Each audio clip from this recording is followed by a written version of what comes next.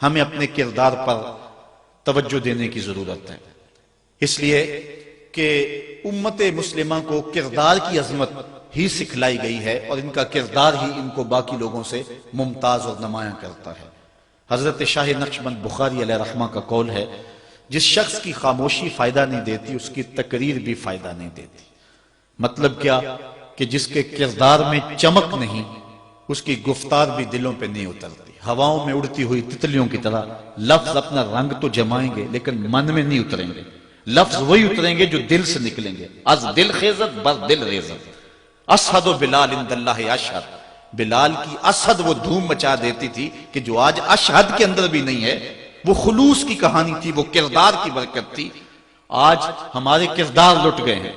ایک زمانہ ہوا، ایک کتاب چھپی تھی عرب کا چاند، اور اس کا رائٹر تھا سوامی لکشمن پرساد۔ یہ ایک انڈین رائٹر ہے جس نے حضور کی سیرت پہ یہ کتاب لکھی۔ کتاب کیا ہے کہ سطروں میں چراغ رکھے ہوئے، 200-250 صفحات پہ مشتمل حضور کی سیرت پر اس نے یہ ایک نایاب نگینے کی صورت میں ایک کتاب پیش کی ہے۔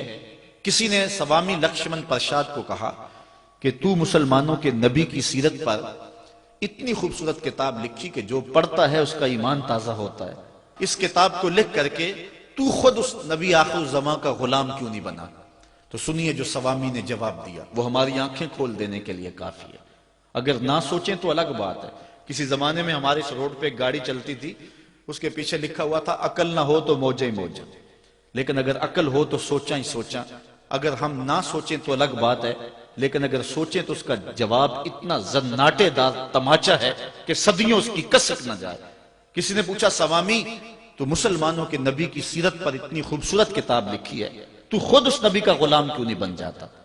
تو اس نے کہا کہ جب میں مسلمانوں کے نبی کی سیرت پر کتاب لکھنے کے لیے بڑی بڑی امہات کتب سید کو پڑھا اور حضور کی عظمت کے گوشے اور حضور کی سیرت کے جمال مجھے نظر آئے، تو یہ جذبہ میرے دل میں بھی پیدا ہوا کہ میں اس آقا کا غلام بن جاؤں۔ لیکن جب میں موجودہ مسلمانوں کے کردار کو دیکھتا ہوں تو میں کہتا ہوں میں ہندو ہی ٹھیک ہوں۔ ہمارا کردار لوگوں کے ایمان کے راستے میں رکاوٹ بنا ہوا۔ ایک وہ زمانہ تھا، امام محمد کا جنازہ اٹھتا ہے، پورا بصرہ امڈ آیا، یہودی عیسائی بھی رہتے تھے اس شہر میں، کہا یارو مسلمانوں کے امام کا جنازہ ہے، چلو تم بھی شامل ہو جاؤ۔ آخری رسومات میں شامل ہونے کے لیے وہ بھی آ جاتے ہیں۔ لوگ ذوق و شوق سے بڑھ بڑھ کے جنازے کی چارپائی کو کندھا دینے لگتے ہیں، اور کسی عیسائی اور یہودی کا جی چاہا نا کہ چلو مسلمانوں کے امام کے جنازے کی چارپائی کو میں بھی کندھا دے لوں۔ ہمیں تاریخ نے بتایا جو ہی اس کا کندھا امام کے جنازے کی چارپائی کو چھوا، لبوں پہ کلمہ جاری ہو گیا۔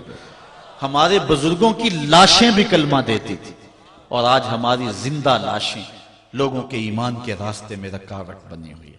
آج ہم کھڑے ہو کے دعویٰ تو کرتے ہیں کہ ہم امریکہ سے ٹکر لیں گے، ہم ٹکڑے ٹکڑے کر دیں گے، پاش پاش کر دیں گے، لیکن کبھی جھانک کر کے دیکھا اپنی حالت دیکھی؟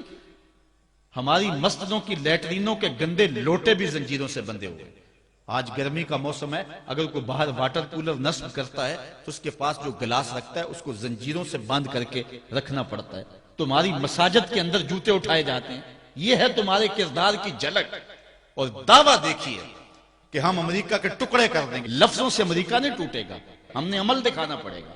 صرف ہم ان کی طرف نفرت سے تھوک دیں تو ان کی توپوں میں کیڑے نہیں پڑ جائیں گے، ہمیں اس کے مقابلے میں کچھ کرنا ہوگا۔ آج ہم کہتے ہیں کہ ہم ٹکڑے کر کے رکھ دیں گے، لیکن اپنے کردار کو دیکھا، اپنے آپ کو تو بدلنے کے لیے ہم تیار نہیں ہیں۔ اپنی حالت کبھی ہم نے دیکھی ہم کس جگہ پہ کھڑے؟ اپنے آپ کو تبدیل کریں اور اپنے اندر تبدیلی لائیں، اپنے اندر ایک تغیر پیدا کریں اور اپنی ذات کو مؤثر بنائیں۔ بالخصوص جو ذمہ دار لوگ ہیں، جو وارثان محراب و منبر ہے، اگر جو بات کرتے ہیں اس کے پیچھے عمل کا زور ہوگا تو پھر بات اثر کرے گی۔ پھر کوئی وجہ ہی نہیں ہے کہ بات دل تک نہ پہنچے۔ از دل خیزت بر دل خیزت، دل سے نکلے گی دل تک پہنچے گی۔